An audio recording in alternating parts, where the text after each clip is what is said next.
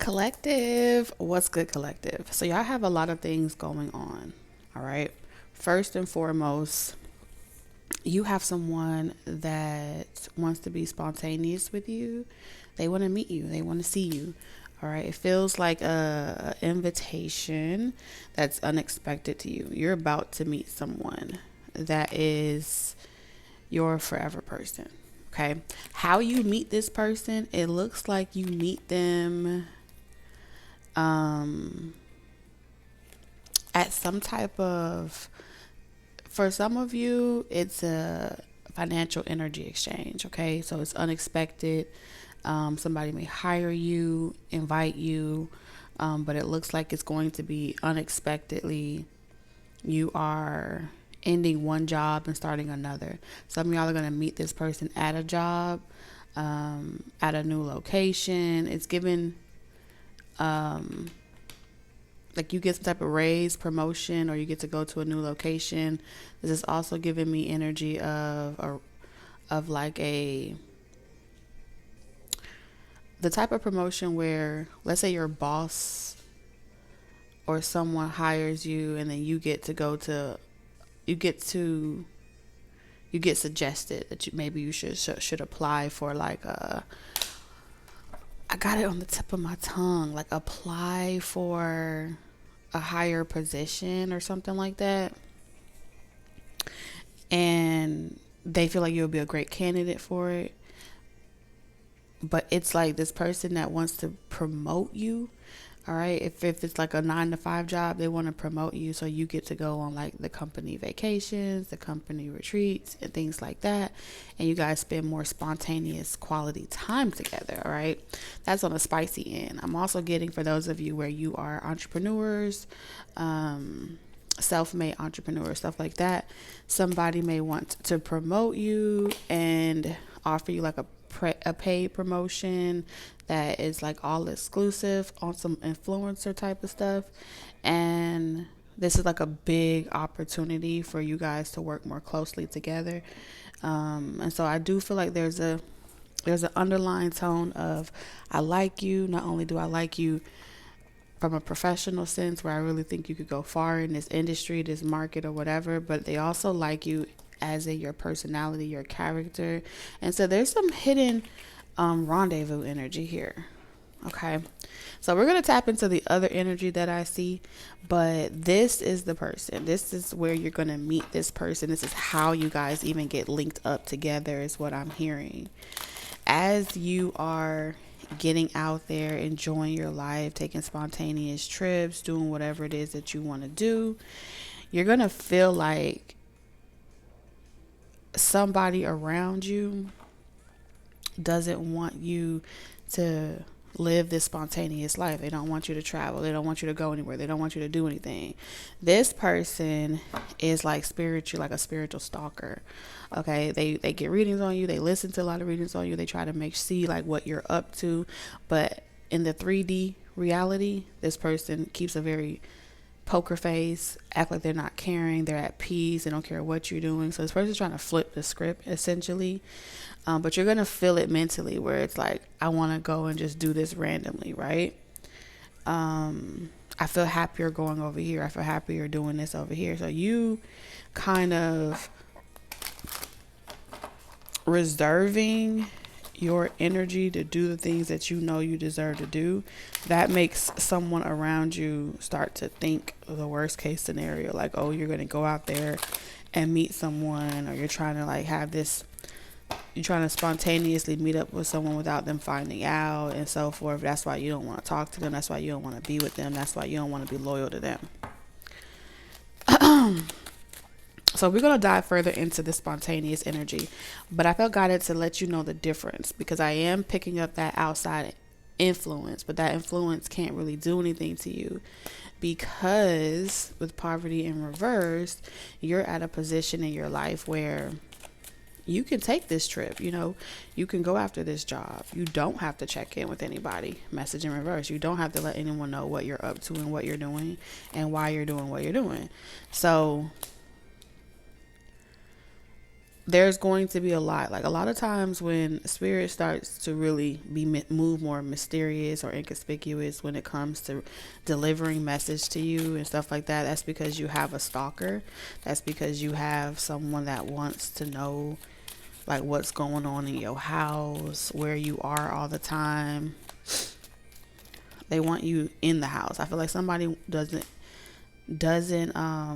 like want you leaving the house or going anywhere or doing anything. Concern in reverse. So some of y'all may have situations where people try to use the children that they have with you, the responsibilities of upkeeping a home, a lease, property, as a way to force you indirectly to go back into a hermit mode, but you're supposed to be coming out of isolation. That's what I'm picking up energetically. Okay. So you've already made it clear, like you don't want to repeat anything with someone. You don't want to reconcile with anybody. Okay. So what you need to know is moving forward, everything about your connection with someone, a new connection will be mysterious. It will be hard to read. Okay. You're going to have to read between the lines. Body language. What's understood don't have to be explained. Okay. And I feel like that's because you just don't care. Hold on a second. How I put all these cards and I didn't even get my tarot deck.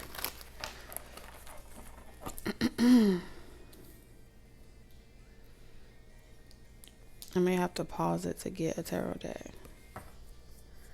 All right, Spirit, tell me more about the spontaneous energy.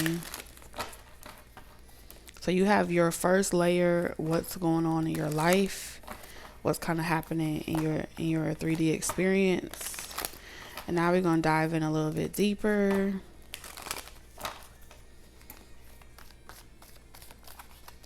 It's about to start feeling like if it ain't one thing, it's another. It may appear as if there's no progress in your life. It may appear that you got nothing going on, but I feel like that's what your enemies are meant to feel. That's what your ops, people that don't really fuck with you, are meant to think. It's like when they wonder what you up to, you got this perfectly good 3D illusion for friends, family, foes, or anyone that you don't want in your business, especially karmic relationships. And I feel like for a period of time, for whatever reason, you have to move like this. That's what I'm seeing.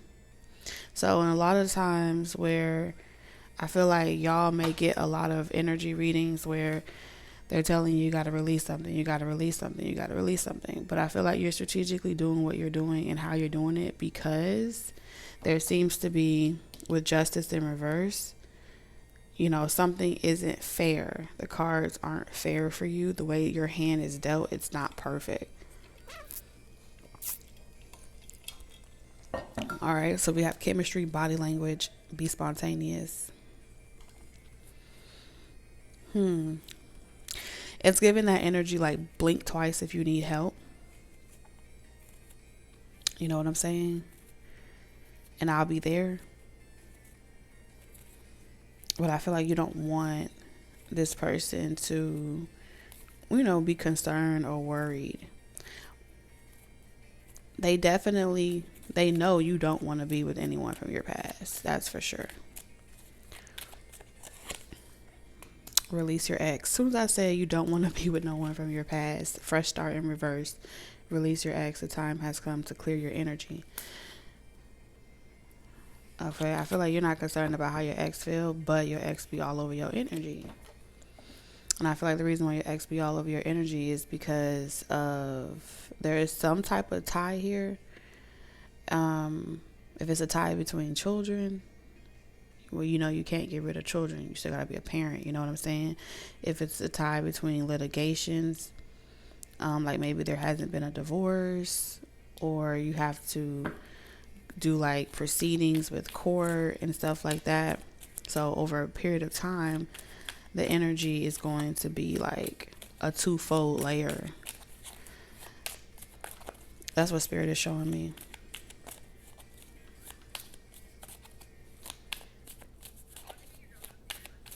You have a magnetic attraction with someone. This is someone that accepts your... This is someone that in every lifetime that you have ever met them, they have never like shunned you. Y'all were definitely married in a past life. Okay? This person is going to be of a different financial status than you. So they make more money than you financially. In this lifetime, it will kind of mirror that. So maybe they have less attachments, right? Maybe things are easier for them financially. In a past life, it was kind of the same way. So I feel like what these karmics can pick up on is that in this lifetime, you've somehow, some way met that soulmate already. Whether you guys have never crossed the threshold of being romantic with spouse here and be spontaneous, it's giving that same energy. Like y'all may have never crossed the romantic threshold. Okay, but y'all wanting to run to each other or be with each other, no matter what y'all physical circumstances may look like, will be the romantic burst of inspiration that you both feel with each other. Like when y'all are together, y'all are more creative. When y'all are together, it's like, it's childlike. You know what I'm saying? It's innocent. There's no strife. If it hasn't happened in that way yet, that's how you're going to know that person's the one. This is going to be the one that it don't matter what you got going on in your personal life. They're going to always be beside you. They're going to always be a place of refuge for you. When the night, something, nothing, stand by me. Stand by me. This person will always stand by you. They're not going to be afraid of stepping on any ex's toes or your ex feeling some type of way. They really block that person out. They don't care about that person. Separation. You may meet this person while going through a separation. Some of you guys may meet this person like while things are like you're separated from your ex, you're not talking to this person, you're not dealing with them, you're moving on with your life, but there are certain things that you have to deal with them for, and you and this person may like hit it off really, really good. Okay, the conversation is good, the sex is good, everything is hella good. And then there may be a period that I'm seeing here where it seems very unfair. Y'all going y'all separate ways. One way this person is going to know that it's you and you're going to know that it's them is one of you, like y'all can go period of time without talking to each other and it's like time never stopped. Okay, where y'all left is where y'all pick up at. I'm also picking up one of you will maybe apprehensive to this connection, like you may want to protect it, and your way of protecting it is by letting them go because you don't want to bring them into something that you are like something that you have to deal with. So you may feel like, not that you don't deserve that person, but that you're afraid of losing that person, so you let them go. And the only way I can see you losing that person is pretty much maybe ex is deranged and you don't want that ex to have a problem with this person or to be toxic, so you kind of deny yourself being with this person as a way to protect them because you know that person will probably, you know, or want to go all out and you wouldn't want that person to be in harm's way. So your act of love is to let them go and kind of like put yourself in a situation where it's like this person doesn't act crazy when I give them what they want. You get what I'm saying? Vice versa, from the other person's perspective, it feels like they would want to have this future with you. They would want to help you financially, and this person may feel like you don't want them to help you financially, and so they may be a little confused on whether or not you don't, like, whether or not it would last, because they would have a fear of losing you. You get what I'm saying? And so I think that ex presence of always stalking this connection, always wondering like what's up between the two of you, would make them kind of like it's like a fear tie. You know what I'm saying? Like you would feel like your hands are tied because you fear something bad happening to this person, and they would fear that their hands are tied because you don't want to let go of the ex. You get what I'm saying? Or maybe you don't believe that, or it may even just be on the terms of maybe you don't want to be in a relationship. Maybe you just want to be out there and be spontaneous, and you're not ready for the next level. So there's something about the biggest thing that this person does is distort your intuition, mess with this person's head, and creates this misconception of fear that doesn't really exist. So one person would be insecure about whether or not you know what you want, and so fear and anxiety would keep them away from you. And then you would have a fear of losing this person as well, or this person being ran off, or this person feeling like this is too much, and so you would deny yourself the privilege of having each other. You know what I'm saying? In this scenario, it feels like an ex energy is like Gaston, that is relentless, because we have persecution here in reverse.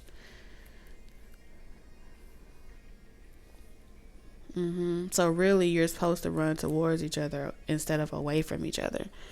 But that Gaston energy is kind of driving a wedge, okay, and making it very exhausting for the both of you. Giving more power to, like, when this ex feels like you can never be with this person, or this person will never be with you, they feel good about that. They like to fear that. And I feel like the ultimate message for the both of you is, the more you deny yourself the way you feel about each other, then there will be fear. But a part of your triumph to take care of one another and to honor this connection is to have no fear of failure. Okay? Because the magnetism should bring you back to each other.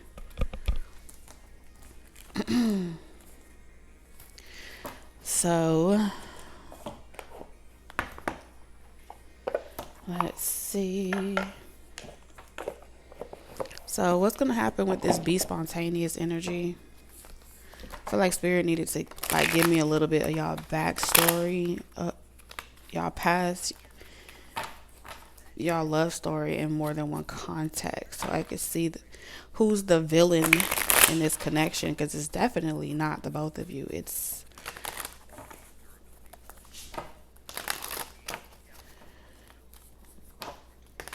y'all just have stalkers that sleep good at night when this connection is, y'all have the type of connection where y'all have haters and they sleep good at night when y'all are not together, or y'all not gonna be together. So we have beauty in reverse, charming, graceful, kind-hearted, silence. So this is definitely a no contact situation, or you guys haven't talked, or y'all barely talk. Exhaustion in reverse. So something happened. Okay, you ran from this connection because we have avoiding, blocking, pushing away. You pushed this connection away, and whatever image this person had of you, they were like, maybe you're not my person. Okay, with beauty in reverse. Maybe you're not who I thought you are. Maybe I was charmed. Maybe you were playing me. I don't know why, but I do feel like whoever this person, there's a masculine energy, strong masculine energy coming through. And this person they view you as charming. They view you as graceful, beautiful, kind-hearted. You would never do anything to hurt them. You weren't somebody from their past. They wish they met you first. And then something switched up, unpredictable. Like you may have stopped talking to this person out of nowhere, or you just cut them off. You put up a wall. You didn't talk about it. You ran. That's what I'm seeing here. It's giving one runaway bride. And so this person had a very hard time of like thinking it's possible that y'all could, like, this could come back around. And so in some way, if you did come back around to this person, or you tried, or the universe brought an opportunity for a second chance, and it resulted in this person not talking to you and trying to stay away from you and move on with their life, exhaustion in reverse is pretty much saying this person is about to, they're going to stop running very soon because they want commitment with you. They want marriage. They're going to propose, that y'all try it and see. I love this for you. This is what they dream about. This is like this person's biggest fantasy, that maybe you guys will be able to stop fantasizing about it, and from the context of, man, this is my person. I feel it in my spirit, like the way I feel for them, the way I don't hold a grudge against them, the way oh yeah, this person's about to reach a breaking point.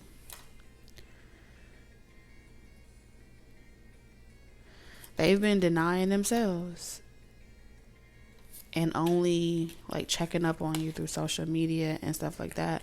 This person is going to communicate with you. That's what I'm seeing here. And you're going to feel like, fuck it, I want this person too. And you don't care for this to be public. You don't care to let anyone know you want this with you and this person. Even if you're walking into a situation with this person where you guys don't know and everything's a big question mark, your hearts keep bringing you guys to each other. And so this time around, I think you guys are not going to let any outside influences get into this connection, and you're going to keep everyone else out of your connection, and it'll just be between the two of you. And so whatever perception the outside world have of you guys, I feel like y'all are creating this bubble to protect the nucleus of what y'all have emotionally for each other. Boundaries. You won't let nothing get to this person, and this person won't let nothing get to you. Okay, so that's what I have for you guys. Take what resonates, leave the rest. I'll catch you in the next one. Bye.